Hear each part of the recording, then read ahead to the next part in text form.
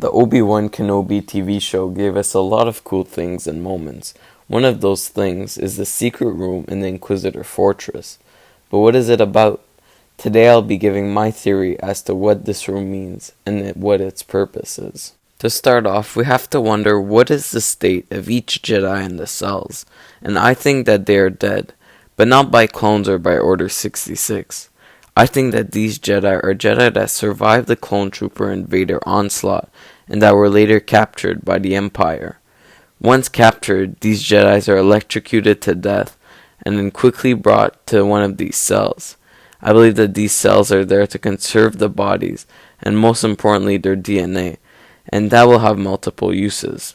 The first use for this is for the Inquisitors, and the second is for Palpatine. The Inquisitors use this as a method for tracking, or more specifically, attracting Jedi to them.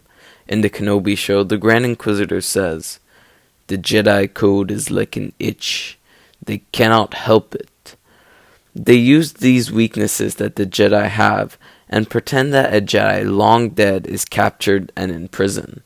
They wait for another Jedi to come rescue them, and then they either kill or capture that other Jedi, bringing them back to the Inquisitor Fortress to be put in one of those cells. The reason the Jedi get fooled by this trick is because the Inquisitors use the Jedi's DNA to be able to shapeshift into them. This is exactly what happens in Star Wars Rebels, in the Rise of the Old Masters episode, where the Phoenix crew intercept a transmission from the exiled senator and rebel sympathizer Gal Travis, where he says that Master Luminara Unduli is alive and being held at the Imperial prison on Stygian Prime.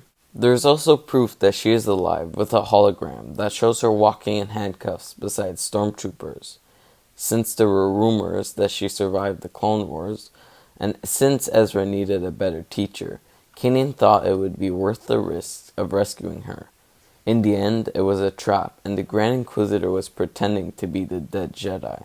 Kanan, Ezra, and the Ghost Crew only managed to escape because of creative thinking, explosives, and connecting with one another.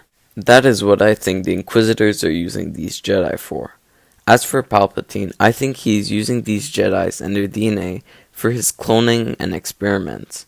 This would tie in with The Mandalorian and the sequels. Palpatine conducted experiments to try and live forever, just like his master, Darth Plagueis, was always trying to achieve. That is how in the sequels he comes back in a clone and weaker version of himself, until he steals some of Kylo and Rey's Force life. But the cloning might not all be for him either. In the Thrawn, Heir to the Empire book trilogy, Palpatine had a secret cloning facility on Mount Tantus that Thrawn later uses for his plans in the galaxy, and to have enough troops to operate the Katana fleet. Since Mount Tantus is now canon, as we see it in the Bad Batch where we find Gregor in prison, the Emperor could be trying to build an army or task force of Force-sensitive clones that obey his every action and decision. And that is what I think of the secret room in the Inquisitor Fortress and what it's about. Now, what do you guys think the Empire is trying to do with all these Jedi? Let me know your thoughts in the comments down below, and have a great day.